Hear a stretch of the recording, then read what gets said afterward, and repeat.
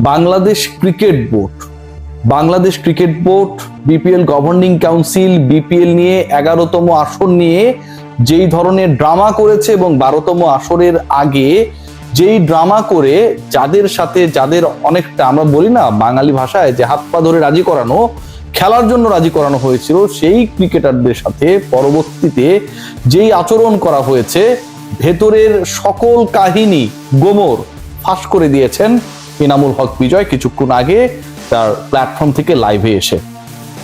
যেই অভিজ্ঞতার কথা বিজয় শেয়ার করেছেন, আপনি যদি স্বাভাবিক মানুষ হন, আমার এই কন্টেন্টটা যখন শুনছেন আপনারা আটকে উঠবেন। বাংলাদেশ ক্রিকেট বোর্ডের উপর আস্থার জায়গা যদি আপনার বিন্দু মাত্র থেকে থাকে, সেটা থাকবে না। যে মানুষগুলো সুন্দর সুন্দর বক্তব্য দেয়, টক শোতে যায়, কথা বলে, তারা যে সত্যটা বলে না, সেই ব্যাপারটা আপনার কাছে পরিষ্কার হয়ে যাবে। যখন বিপিএল চলছিল, যখন রাজশাহী ফ্র্যাঞ্চাইজিকে নিয়ে নানা বিতর্ক শুরু হয়েছিল, এবং ওই পার্টিকুলার ফ্র্যাঞ্চাইজি কিন্তু ফারুক আহমেদের নিজের ফ্র্যাঞ্চাইজি বলা হয়, তিনি তার সিদ্ধান্তে তার বন্ধুকে দিয়ে ওই ফ্র্যাঞ্চাইজি নিয়েছিলেন।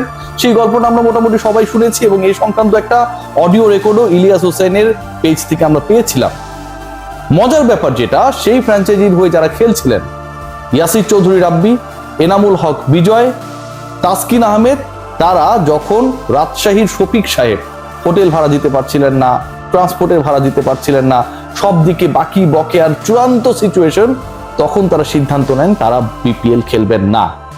স্পেশালি যারা ডিরেক্ট সাইন ক্রিকেটার ছিলেন, যাদের টাকার দায় দায়িত্ব বাংলাদেশ ক্রিকেট বোর্ড নেয় না, সেই ক্রিকেটারদের টাকা, অর্থ, পারিশ্রমিকের দায়িত্ব নিজেদের কাঁধে, সেই তারা ডিসাইড করলেন যে এই বিপিএল কন্টিনিউ করা যায় না। কারণ যেই লোক বাস ড্রাইভারের টাকা দেয় না, যেই ফ্র্যাঞ্চাইজি বাস ড্রাইভারের টাকা দেয় না, সেই ফ্র্যাঞ্চাইজির সাথে আমাদের কন্টিনিউ করাটা উচিত হবে না। বাংলাদেশ ক্রিকেট বোর্ড তখন ক্রিকেটারদের সাথে রুদ্ধদ্বার বৈঠক করেন। তখনকার সভাপতি ফারুক আহমেদ সেখানটায় ছিলেন, আকরাম খান সেখানটায় ছিলেন। এই ব্যক্তিবর্গ তাদেরকে রাজি করান এবং তাদের পারিশ্রমিকের দায়িত্বটা বাংলাদেশ ক্রিকেট বোর্ড নিজের কাঁধে নেয়। বাংলাদেশ ক্রিকেট বোর্ড নিজের কাঁধে নেন যে বিজয়, তাসকিন, তোমরা খেলো, তোমাদের টাকা নিয়ে কোনো চিন্তা করতে হবে না, শফিক দিক আর না দিক আমরা সেই টাকা দিব। এরপরে যখন সময় পেরিয়েছে, বিপিএল হয়ে গেছে, ফারুক আহমেদের প্রিয় বিপিএল, বিতর্কিত বিপিএল শেষ হয়েছে, তারপরে 1 বছর পর বিজয়, তাসকিনরা যখন তাদের ফিরে দেখেন অতীতের দিকে, দেখেন যে সেই প্রতিশ্রুত অর্থটা তারা পান নাই। এনামুল হক বিজয় তিনি প্রশ্ন তুলেছেন যে তার এই অর্থ প্রাপ্তি নিয়ে সেই সময়ের মিডিয়া কমিটির চেয়ারম্যান আর এখনকার বিপিএল গভর্নিং কাউন্সিলের সদস্য সচিব, মেম্বার সেক্রেটারি ইফতেখার রহমান মিঠু যে কথা বলেছেন, সেই কথাটা আসলে কোনোভাবেই প্রফেশনাল না। রীতিমতো বুলবুল মিঠুদের এনামুল হক বিজয় তার লাইভে এসে ধুয়ে দিয়েছেন, ধুয়ে দেয়া বললেও কম।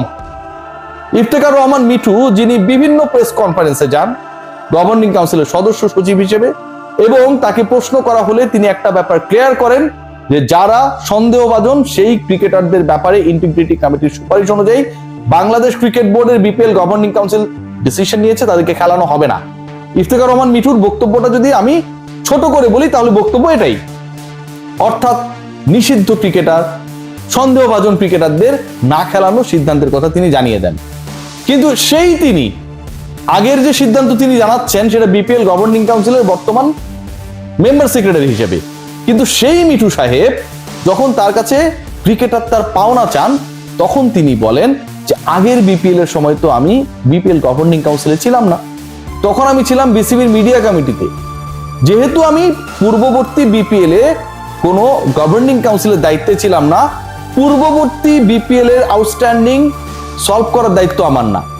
যদি সেটা হয় এই মুহূর্তের গভর্নিং কাউন্সিলের সদস্য সচিব যদি বলেন যে আগের বিপিএল আমি ছিলাম না দেখে আগের বিপিএল এর সমাধান আমি করব না, তাহলে আগের বিপিএল এর ফিক্সিং ইস্যুতে ক্রিকেটারদের নিষিদ্ধ করার সিদ্ধান্ত আপনি কিভাবে জানান? আপনি তো তখন ছিলেন না। ফিক্সিং এর সন্দেহভাজন ক্রিকেটারদের নাম যখন বিসিবি প্রকাশ করে, সেটাও তো আগের বিপিএল এর তদন্তে গঠিত ইন্টিগ্রিটি কমিটির সুপারিশ ক্রমে। তাহলে আগের বিপিএল আপনি ছিলেন না, সেই আগের বিপিএল এ না থাকা আপনি ক্রিকেটারদের শাস্তির কথা পাবলিকলি অ্যানাউন্স করেন। আবার আগের বিপিএল আপনি ছিলেন না, কিন্তু ক্রিকেটারদের যখন আগের বিপিএল এ পাওনার কথা উঠে, তখন আপনি বলেন যে দায়িত্ব আমার না, কারণ আগের বিপিএল আমি ছিলাম না। এই যে কথাটা এসেছে, এই যে কথাটা আজকে এলো, আমার কাছে মনে হয় যে এটা ধুয়ে দেওয়া হলেও কম হয়। বাংলাদেশ ক্রিকেট বোর্ডের কর্মকর্তাদের যে দ্বিচারিতা, তাদের যে বক্তব্য স্পষ্ট না, তারা যখন বলেন যে এই ক্রিকেটারদেরকে দোষী বলা যাবে না, তারা যখন বলেন এই ক্রিকেটারদের ফিক্সার বলা যাবে না, অপর মুখেই যখন তারা বলেন যে তাদেরকে বিপিএল খেলতে দিব না, লিস্টে থাকলেই কেন খেলতে দিতে হবে, এবং অন্য সকল লিগে তারা খেলতে পারবে, মানে অন্য সকল লিগে যারা ফিক্সিং এ সন্দেহভাজন অথবা তাদের কথা মতো যারা ফিক্সার, সেই তারা কমিটমেন্ট করেছে যে বিপিএল ছাড়া অন্য কোথাও ফিক্সিং করবে না। কোথায় পেয়েছে সেটা? একটা জায়গাও বাংলাদেশ ক্রিকেট বোর্ডের বিপিএল গভর্নিং কাউন্সিল একটা সিঙ্গেল এভিডেন্স দেখাতে পারে নাই কোন ক্রিকেটারের এগেইনস্টে, কোন ক্রিকেটারের এগেইনস্টে একটা সিঙ্গেল এভিডেন্স দেখাতে পারে নাই যে এই ক্রিকেটার অমুক ম্যাচে এভাবে ম্যাচটা পাঠিয়েছে। মিডিয়া যেসব ইনফরমেশন লিক হয়েছে, সকল মিডিয়া কর্মী তো আর বিপিএল গভর্নিং কাউন্সিলে জব করে না, মিডিয়া কর্মীরা তো আর আকসুতে জব করে না। সকল তথ্য বাংলাদেশ ক্রিকেট বোর্ড তার ভেতর থেকে বাইরে পাস করেছে, ক্রিকেটারদেরকে বাজেভাবে ডিফেম করেছে মিডিয়ায় তথ্য পাস করার মাধ্যমে, এবং ফাইনালি যখন তারা এই ক্রিকেটারদের ড্রাফট লিস্ট তৈরি করেছে তখন তারা কোনো এভিডেন্স দেখাতে পারে নাই। It's a kind of crime. আপনি ক্রিকেটারদের পাওনার দায়িত্ব নেবেন না, অথচ হাত পা ধরে খেলিয়ে দিয়েছে ওই আসরটা, যেই আসরে ওই ক্রিকেটার ডিরেক্ট সাইন ছিল দেখে বিসিবি দায়িত্ব নেবে না দেখে সে খেলতে চায় নাই, ফ্র্যাঞ্চাইজির অবস্থা খারাপ, তখন আপনারা তাদেরকে নানাভাবে ফুসলিয়ে ভুলিয়ে ভালিয়ে খেলিয়েছেন। এখন এসে আপনি বলছেন আপনি তো মিডিয়া কমিটির দায়িত্বে ছিলেন, তখন তো আপনি গভর্নিং কাউন্সিলে ছিলেন না, এই দায়িত্ব আপনি কেন নেবেন? তাহলে তখনকার বিপিএল এর ফিক্সার সন্দেহভাজন দুর্নীতি করেছে, এই কথাগুলো আপনি এখন এসে বলেন কেন? এটা তো তখনকার বিপিএল ছিল যখন আপনি মিডিয়া কমিটিতে ছিলেন।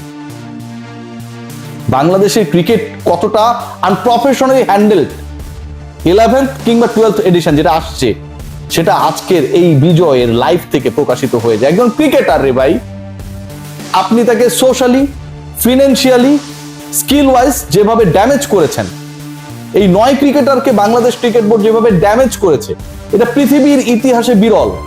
এবং এই 9 জন cricketer international court of arbitration for স্পোর্টসে যদি যায়, সিএএস ক্যাস বলে যেটাকে, বাংলাদেশ ক্রিকেট বোর্ডের কোনো ডিসিশন টিকবে না, cause there are no evidences here.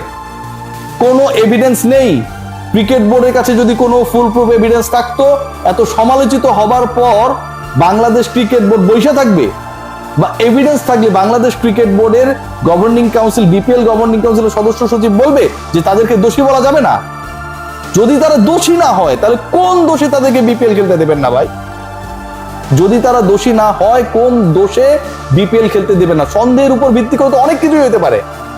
আমরাও তো কোন একজন গভর্নিং কাউন্সিল মেম্বারকে সন্দেহ করতে পারি, কথার কথা। এমনকি তিনি তার দায়িত্ব পালন করবে না?